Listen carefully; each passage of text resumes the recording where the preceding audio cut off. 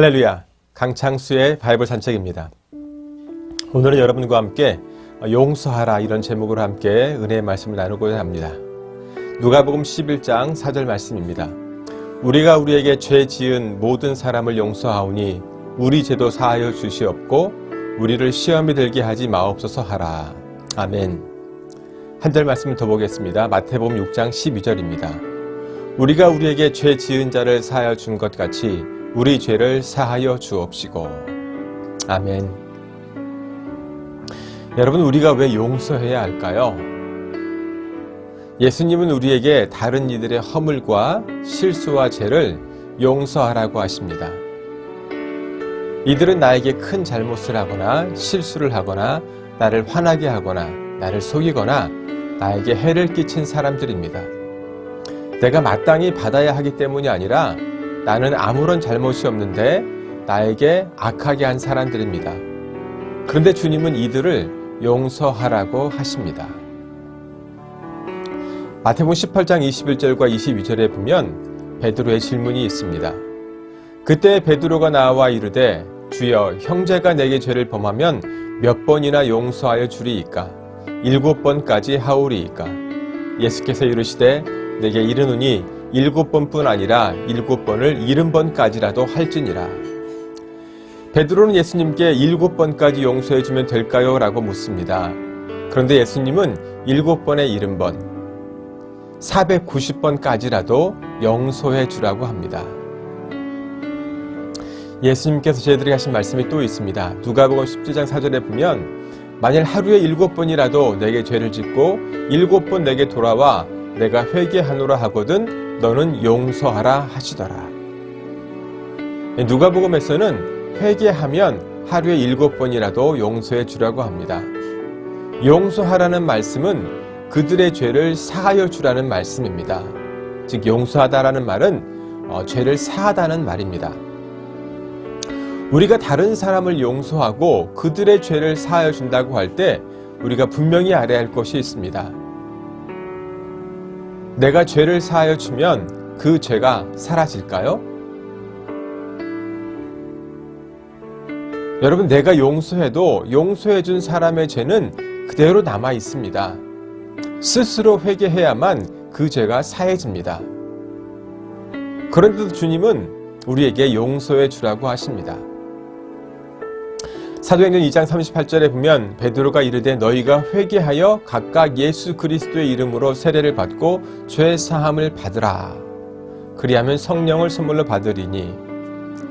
즉 각각 죄를 회개할 때 그 죄가 사해질 수 있다고 합니다. 죄를 사하는 권세는 오직 하나님께만 있습니다. 마가복음 2장에 보면 중풍병자를 고치신 예수님이 나옵니다. 여기서 보면 5절에 예수님께서 그들의 믿음을 보시고 중풍병자에게 이르시되 작은 자야 내 죄 사함을 받았느니라 하시니. 이렇게 할 때 주변에 있던 사람들이 이 사람이 어찌 이렇게 말하는가? 신성모독이로다. 오직 하나님 한 분 외에는 누가 능히 죄를 사하겠느냐라고 합니다.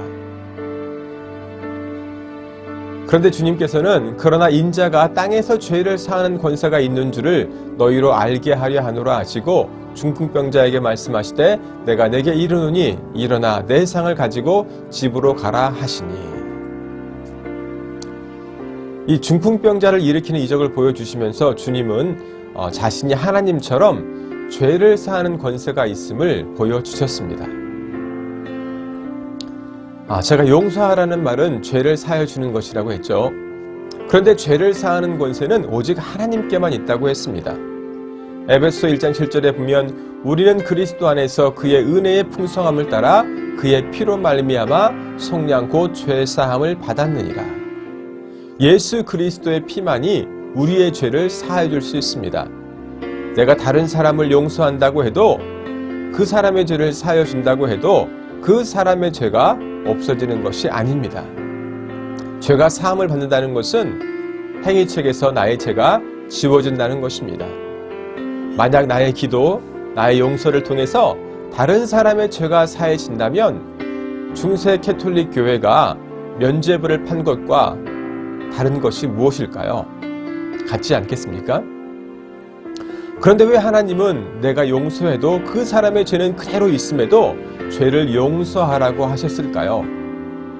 내가 용서받은 죄인이기 때문이 아닐까요? 나도 죄인인데 내가 하나님의 심판을 받아야 하는데 내가 다른 죄인을 판단하는 것은 죄인이 해야 할 일이 아닌 것입니다. 내가 용서하지 못하는 이유는 내가 그 사람을 죄인으로 심판하고 있기 때문입니다. 오직 하나님만이 죄를 판단하고 심판할 수 있습니다. 야고보 4장 11절과 12절에 보면 형제들아 서로 비방하지 말라. 형제를 비방하는 자나 형제를 판단하는 자는 곧 율법을 비방하고 율법을 판단하는 것이라. 내가 만일 율법을 판단하면 율법의 준행자가 아니요 재판관이로다. 입법자와 재판관은 오직 한 분이시니 능히 구원하기도 하시며 멸하기도 하시느니라. 너는 누구이기에 판단하느냐. 누가복음 6장에도 보면 너희 아버지의 자비로우심 같이 너희도 자비로운 자가 되라. 비판하지 말라. 그리하면 너희가 비판을 받지 않을 것이요 정죄하지 말라. 너희가 정죄를 받지 않을 것이요 용서하라. 그리하면 너희가 용서를 받을 것이요. 그래서 누가복음 6장에서도 예수님은 우리에게 비판하지 말고 정죄하지 말고 나아가 용서하라고 말하고 있습니다. 나는 어떤 사람입니까? 내가 형제를 비방하고 판단하고 용서하지 않으면 주님은 내가 비방을 받고 판단을 받고 용서함을 받지 못할 것이라고 합니다. 입법자와 재판관은 오직 하나님 한 분입니다. 내가 내 마음대로 심판하고 판단하여 용서하지 못하는 것이 내가 하나님의 자리에 올라가는 것입니다. 내가 하나님과 같아지려는 마음을 품은 루시퍼가 되는 것입니다. 내가 아담과 하와처럼 선악을 알게 하는 나무의 열매를 먹은 것입니다.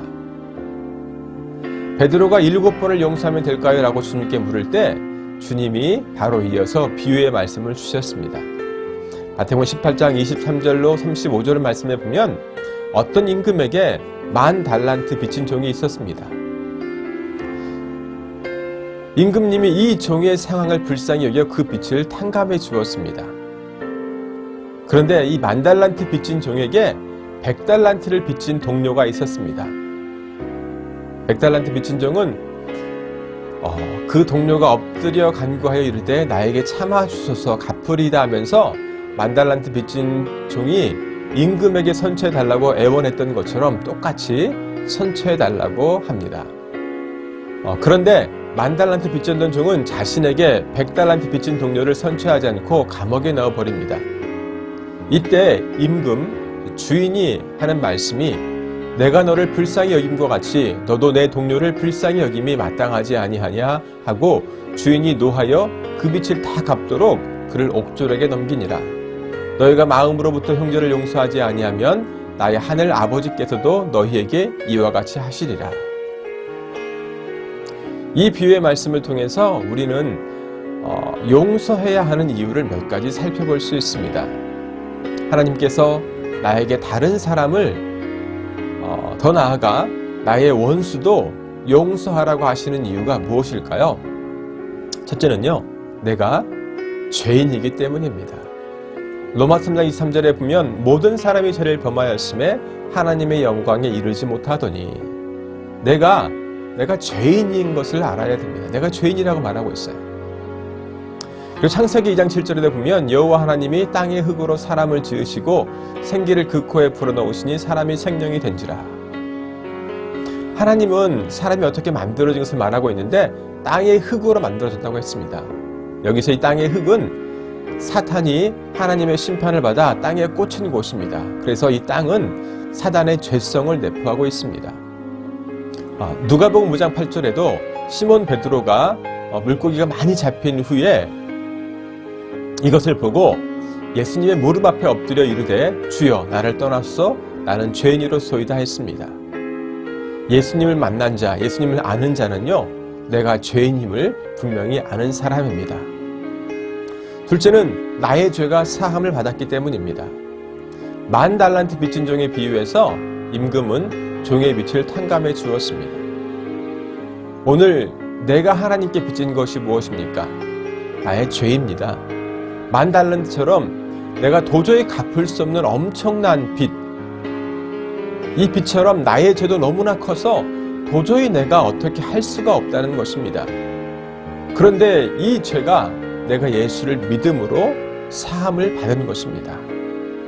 예수님의 뜻은 자기 백성을 저희 죄에서 구원할 자란 의미입니다. 내가 정말 예수님을 믿고 있습니까? 내가 예수님을 믿는다는 것은 나의 죄를 인식하고 하나님께 죄 사함을 구하는 자가 되었다는 것입니다. 그 결과 내가 죄 사함을 받았다는 것입니다. 그래서 내가 다른 사람의 죄를 용서해야 한다는 것입니다. 셋째는 나의 죄가 사함을 받았다면 이제 내가 용서받은 삶을 다른 사람에게 나누어야 한다는 것입니다. 내가 주인에게 죄상을 받았다면 내가 용서받은 것처럼 다른 사람, 즉 동료들의 죄를 용서해야 합니다. 하나님과 나는 주인과 종의 관계입니다. 그리고 나와 다른 사람은 동료의 관계입니다. 종인 내가 주인에게 너무나 큰 빚을 탕감받았는데 내가 나의 동료에게 작은 빚도 탕감해 주지 못한다면 나는 나의 큰 빚을 탕감해 주신 주인의 마음, 즉 하나님의 마음을 전혀 알지 못하는 사람입니다. 그렇다면 10,000달란트 빚진 자가 용서받았지만 다시 옥에 들어간 것처럼 우리도 그렇게 된다는 것을 알아야 합니다. 마지막으로 나의 죄는 한 번만 사함받는 것으로 끝나는 것이 아니라 계속해서 하나님의 용서를 받아야 하기 때문입니다. 한 번 용서받은 것으로 끝난다면 얼마나 좋겠습니까? 그러나 나의 생명이 끊어지는 순간까지 나는 계속해서 용서받는 삶을 살아가야 합니다. 주인은 10,000달란트 빚졌던 자에게 말합니다. 주인이 노하여 그 빚을 다 갚도록 그를 옥졸에게 넘기니라. 이 10,000달란트 빚졌던 종은 빚을 전부 탕감받았지만 다시 빚을 갚아야 한다고 합니다. 나의 죄성은 용서받았어도 다시 계속해서 내 속에서 잠재하고 있다는 것은 아닐까요? 날마다 회개자의 삶을 살아가는 것이 그리스도인의 삶이 아닐까요? 내게 잘못하고 실수하고 나를 조롱하고 나를 속이고 나의 원수가 된 사람들까지도 나는 계속 용서해주는 삶을 살아가야 합니다. 왜냐하면 내가 나의 주인 되신 하나님께 10,000달란트 빚진 자였기 때문입니다. 나의 죄가 하나님께 용서받은 것을 정말로 아는 사람이라면 이 사람과 사람 사이에 어떠한 문제가 있다 할지라도 우리는 용서해주는 삶을 살아가야 한다고 주님은 오늘 여러분과 저에게 말씀하고 있습니다. 내 주위에서 나를 힘들게 하고 나를 어렵게 하고 나를 괴롭게 한 모든 사람들을 용서하는 저와 여러분이 되시기를 기도드립니다. 그러할 때에 여러분과 저에게 하나님의 참 평안이 넘쳐날 줄로 믿습니다. 감사합니다. 다음 시간에 뵙겠습니다.